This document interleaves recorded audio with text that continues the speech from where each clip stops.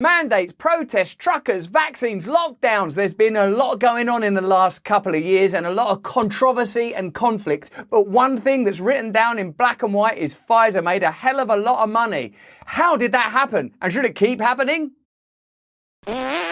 Hello there, you 5 million miracles. Welcome, welcome. Come on board. No labels, no judgments here. Let's openly discuss what's going on in this crazy little world of ours and see if we can't come to some proper conclusions democratically. Now, it's been a fantastic pandemic for Pfizer. They've made $40 billion of profit. And at a time where misinformation is being discussed everywhere, where there's cynicism, skepticism, doubt, and a very powerful campaign to bring down a podcast host on the basis of misinformation, where is the scrutiny and analysis when it comes to the business practices of Pfizer? So let's see what kind of precedent has been set by putting pharmaceutical companies, big business, in charge of global health issues. This is by Nick Dearden, Director of Global Justice Now. Pfizer has had an exceptionally good pandemic. Today it was announced that its COVID-19 vaccine brought in $37 billion last year, making it easily the most lucrative medicine in any given year in history. That isn't all. For a company that was until recently the least trusted company in the least trusted industrial sector in the United States,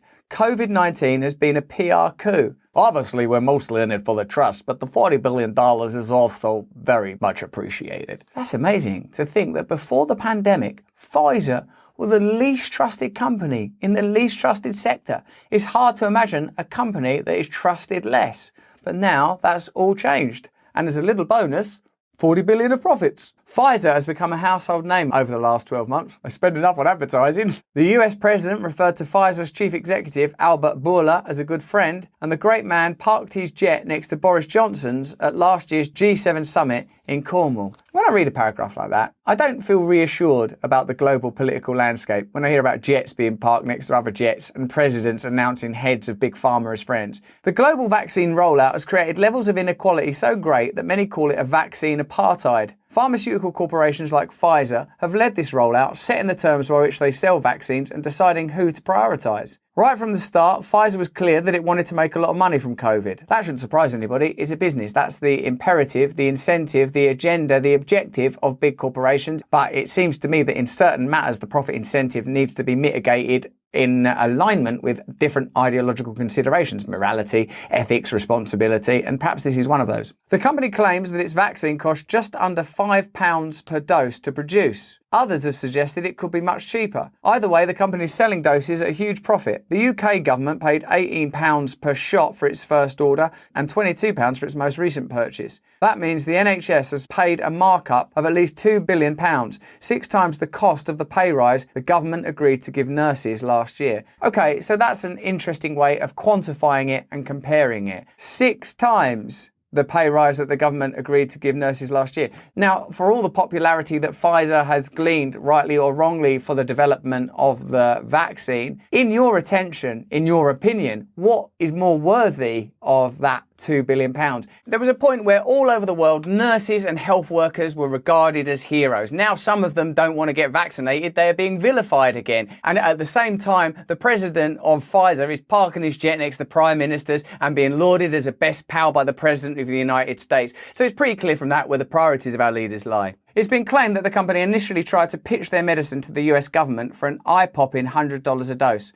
Tom Frieden, a former director of the US Centers for Disease Control and Prevention, accused the firm of war profiteering. Pfizer has sold the vast majority of its doses to the richest countries in the world, a strategy sure to keep its profits high. If you look at its global distribution, Pfizer sells a tiny proportion of its vaccines to low-income countries. By last October, Pfizer had sold 1.3% of its supply to COVAX, the international body set up to try to ensure fairer access to vaccines. So if, for example, you're saying, well, the president of Pfizer should be treated as a hero and park his jet wherever the hell he wants. This vaccine has been a solution to a global pandemic for which there was no other way out. Well, if it is a philanthropic and altruistic agenda that underwrites this entire project, then the distribution of the vaccine should reflect those values rather than the relentless pursuit of profit. As long as the profit motive exists as a potential reason that big business and the media and the government are operating in a particular way, then it's difficult for a cynical and skeptical population not to suspect that the whole reason might be the pursuit of profit, that there might be vaccine recommendations for certain portions of the population, i.e. if it's really vital to get it to 5-year-old kids in rich countries, Don't you think 30-year-olds in poor countries should get it? No, those 30-year-olds in poor countries are fine. But these 5-year-olds over here, they should probably get vaccinated. Are you sure? Are you sure that you're just looking at this from a purely health perspective? This is one of the problems that is systemic. So I'm not vilifying any particular policy or any particular medicine or any particular company. I'm saying that as long as you have that agenda, you might get hypocrisy and contradiction and mistrust. Pfizer wasn't selling many doses to poorer countries. Everybody's got to be vaccinated as long as they're rich and we can profit from it. Everybody's got to be vaccinated as long as they can afford it. Sir, could we get some vaccines? Let me just look in your wallet. Yeah, actually you can. And what about us? Get the fuck out of here! But neither would it allow them to produce the vaccine on their own through licensing or patent sharing. Do you remember seeing Bill Gates, right, saying, no, they won't know how to do that over there. It's not a simple business of making a vaccine. It's very complicated. We make sure of that. And allowing the recipe for these vaccines to be shared would be helpful. Do you think that would be helpful? No. That's because at the root of the Pfizer model are a set of intellectual property rules laid down in trade deals. These effectively allow big pharma corporations to operate as monopolies with no responsibility to share the knowledge they own however much society needs it. Pfizer's chief said it was dangerous to share companies' intellectual property. Who for? Us? It has been claimed that 100 factories and laboratories around the world could have been making vaccines but have been unable to do so because they cannot access patents and recipes like those held by Pfizer. So we get to the heart of the problem. We are told the vaccines are good, the vaccines are necessary. Good. Can we get them over here in these poor countries? No. Well, hold on. Wait. Are they good and necessary or not? Well, it's complicated. You don't understand this because you're not properly educated and you're a conspiracy theorist. Are you in QAnon? There are those who will argue that while large pharma companies do behave ruthlessly, we must accept it because the service they provide, inventing life-saving medicines, is so crucial. But this doesn't hold. Companies like Pfizer behave more like hedge funds, buying up and controlling other firms and intellectual property rather than traditional medical research companies. The truth is, they aren't the sole inventors of the vaccine. That was the work of public money, that's your money, university research, funded by your money, and a much smaller company, Germany's BioNTech. We made some vaccines as well. Shut up, BioNTech. As one former US government official complained, the fact we call it the Pfizer vaccine is the biggest marketing coup in the history of American pharmaceuticals. Well done. A Stat News analysis in 2018 concluded that Pfizer developed only a fraction, about 23% of its drugs in-house, and a US Government Accountability Office report the previous year noted that the industry model is increasingly to simply buy up smaller firms that have already developed products. Oh wow, like big tech. That's capitalism though, isn't it? You see a smaller company, you buy it up, you monopolise, I get the deal. This allows them to monopolise that knowledge and maximise the price of the resulting medicines. Pfizer has channeled $70 billion to its shareholders directly through dividend payments and through stock buybacks. This dwarfs its research budget for the same period. So what kind of company are they? What do you think determines their business model, their conduct and behaviour? What happens out front and centre, the smiling face of Pfizer,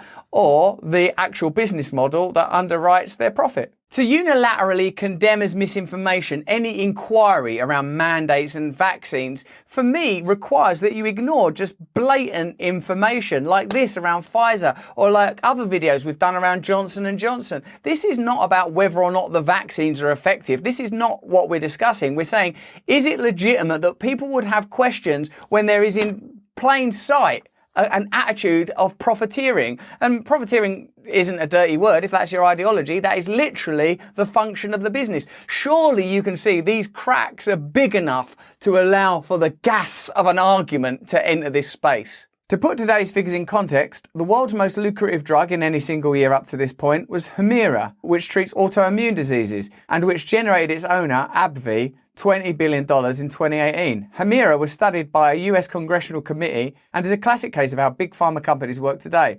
Buy up a drug that's already been invented, patent it to the hilt, and increase the price 470% over its lifetime. That's why there's so much talk in your country, America, about stabilising and fixing pharmaceutical prices, because this business model is effective. It isn't about ingenuity and great research. It's about finding a drug, patenting it, monopolising it, controlling its price, exploiting the consumer. As I've told you many times before, because Julian Assange said it, the function of government is to take public money, your money, and filter it into private interest. And the pandemic, and I have no opinion on the legitimacy of any of this stuff because that's even if I did have one, it's legally complex, but you can see how it fits into that model. Public money filtered into private interest. And you can see here what Pfizer's priorities are. This is not expressing an opinion on the vaccines, the efficacy of vaccines. What I'm saying is their business model appears to be more focused on profit than it is on health. Corporations like Pfizer should never have been put in charge of a global vaccination rollout because it was inevitable they would make life and death decisions based on what's in the short-term interests of their shareholders. Yeah, that's pretty obvious, isn't it? That you do need a distinction between the interests of private companies and the interests of ordinary people. Now, I suppose the commercial and capitalist perspective on this is no. Big business requires that you make products that people really want or need, and then capitalism will take care of itself. But that's not true in a situation where a product might be mandated. That's not true in a situation where a company like Pfizer can buy up smaller companies, monopolize it and control the pricing and can profit in the way that's been listed and delineated in this article. That's irresponsible. It's irresponsible to put Pfizer in that position. So this isn't about the efficacy of the vaccines or the necessity of mandates or any of that stuff. This is about granting undue power to private interests in a matter that concerns everybody. We need to dismantle the monopolies that have handed these financialized beasts such power and instead invest in a new network of research institutes and medical factories around the world that can actually serve the public. That's a good idea, isn't it? You're sort of told, no, there's no other way. Well, of course there is. You can decentralize it. You can put the process in the hands of scientists. You don't have to have science as a subset of big business. You can have science as its own independent entity, researching effective medicines responsibly without the constant imperative for profit underwriting everything they do and biasing the process. When that's so obvious, why is it not happening? Let's have a look how your country, America, is governed. At least 11 senators and 34 representatives held shares in 2020 of COVID-19 vaccine manufacturer Pfizer. There you are. I mean, the pandemic's been terrible, but my stocks have, by coincidence, really benefited, so that was nice. Lawmakers held these investments in COVID-19 minded companies as Congress was at the center of the pandemic relief efforts.